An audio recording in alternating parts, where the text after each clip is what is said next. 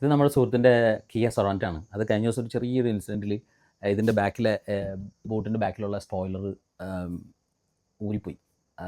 ഗരാജിൻ്റെ ഷട്ടറിൽ തട്ടിയിട്ട് അത് ഊരിപ്പോയി. അപ്പം അത് കോസ്റ്റ് പറയുന്നത് $2000 കാരണം അതിൻ്റെ ഈ സ്പോയിലർ മൊത്തം ചേഞ്ച് ആക്കണം. അതുപോലെ തന്നെ പിന്നെ ലേബർ ചാർജ്, പിന്നെ അതിന് പെയിൻറ്റിങ് എല്ലാം കൂടെ. പക്ഷേ ഇതിൻ്റെ ഈ സ്പോയിലർ ആക്ച്വലി പൊട്ടിപ്പോയിട്ടില്ല. അതിൻ്റെ അകത്തെ ലോക്ക് വെക്കുന്ന ഭാഗമാണ് പൊട്ടിപ്പോയിരിക്കുന്നത്. ഇപ്പോൾ അതായത് ഇപ്പോൾ നോക്കിക്കഴിഞ്ഞാൽ കാണാൻ പറ്റുന്നുണ്ട് ഈ ഒരു പോർഷനിൽ ഇതെല്ലാം ഈ ലോക്ക് ചെന്ന് ഫിറ്റാവുന്ന ആ സ്പോയിലറിൻ്റെ ബാക്കിൽ പ്ലാസ്റ്റിക്കാണ്, അത് പൊട്ടിപ്പോയി. അപ്പോൾ അത് ഫിക്സ് ചെയ്യാൻ പറ്റുന്നതാണ് നമ്മൾ ഇന്നത്തെ വീഡിയോയിൽ കാണിക്കുന്നത്. ഇതാണ് പൊട്ടിപ്പോയ സ്പോയിലറിൻ്റെ പീസ്. ഇതിലുണ്ട്, ഇതിൽ ഇവിടെ ഒരു ലോക്ക്, ഇതൊരു ലോക്ക്. ഈ രണ്ട് ലോക്കിലേക്കും സ്ലൈഡ് ചെയ്ത് ഇറങ്ങിയിരിക്കുക ചെയ്യുന്നത്. പിന്നെ ഉള്ളത് ഈ കാണുന്ന 1, 2, 3, 4, 5 5 ലോക്കിലും നമ്മളുടെ ഈ ഒരു നട്ട് ഫിറ്റ് ആവണം. അതാണ് ഇന്നത്തെ ഒരു ടാസ്ക്.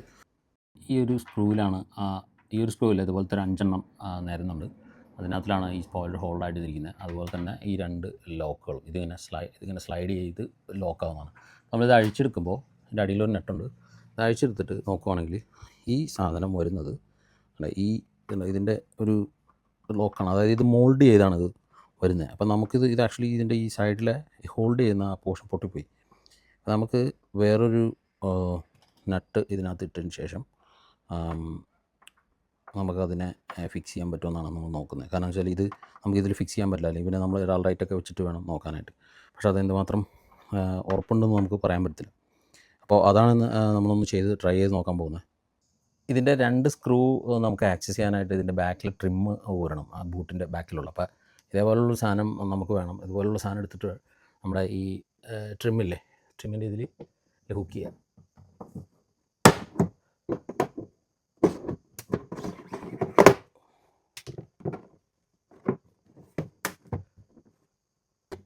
തൊട്ട 4 ലോക്കിലാണ് നിൽക്കുന്നത്. അതിനുശേഷം നമുക്ക് ഈ ഒരു നട്ട് വരണം. അതേപോലെ തന്നെ ഇവിടെ ഒരു നട്ടുണ്ട്. ഈ ഹോള് ഇതിനകത്തേക്ക് വയർ കണക്ട് ചെയ്യാനുള്ള നമ്മുടെ ലൈറ്റിൻ്റെയും കാര്യങ്ങളൊക്കെ. അപ്പോൾ ഇതും കൂടെ ഊരിയെടുക്കണം നമ്മൾ.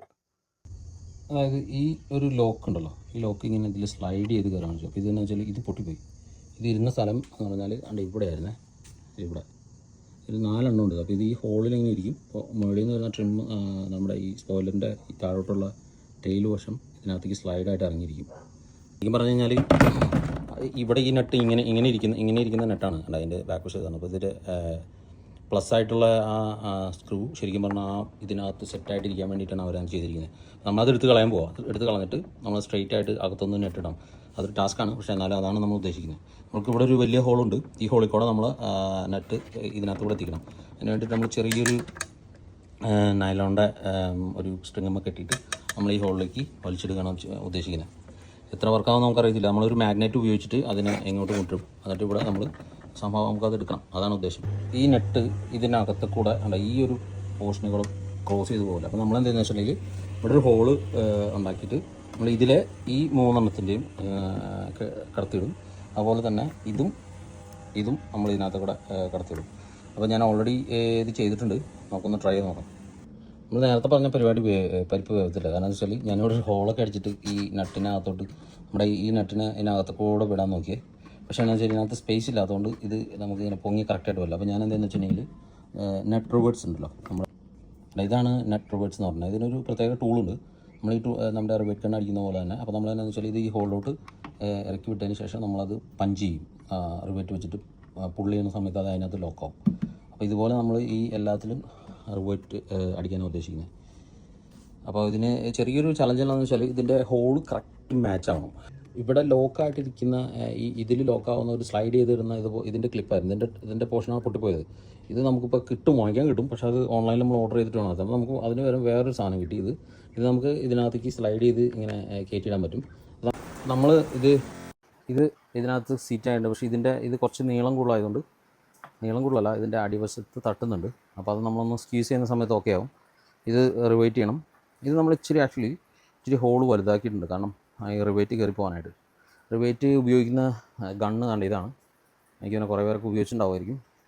ഇത് നെറ്റ് റിവേർട്സ് ഗണ്ണെന്നാണ് പറയുന്നത്. അപ്പോൾ അങ്ങനെ നമ്മൾ പിടിപ്പിച്ചു. പക്ഷേ രാത്രി ആയതുകൊണ്ട് എനിക്ക് അത് ഫുള്ള് വീഡിയോ എടുക്കാൻ പറ്റില്ല.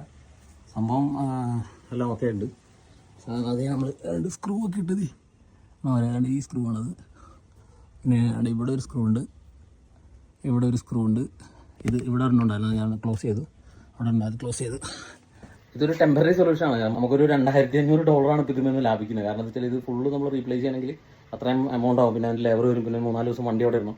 അപ്പോൾ പുള്ളിക്ക് ഇതൊക്കെ ഉപയോഗിക്കാനുള്ളതുകൊണ്ടാണ് നമ്മൾ പെട്ടെന്ന് ഇങ്ങനെ സെറ്റാക്കിയത്. അതുപോലെ സൈഡൊക്കെ അതിൽ കറക്റ്റായിട്ട് നീറ്റായിട്ട് വന്ന് അടഞ്ഞിരിപ്പുണ്ട്. ചെറിയൊരു ഗ്യാപ്പുണ്ട്, പക്ഷേ ഓക്കെ, കുഴപ്പമില്ല.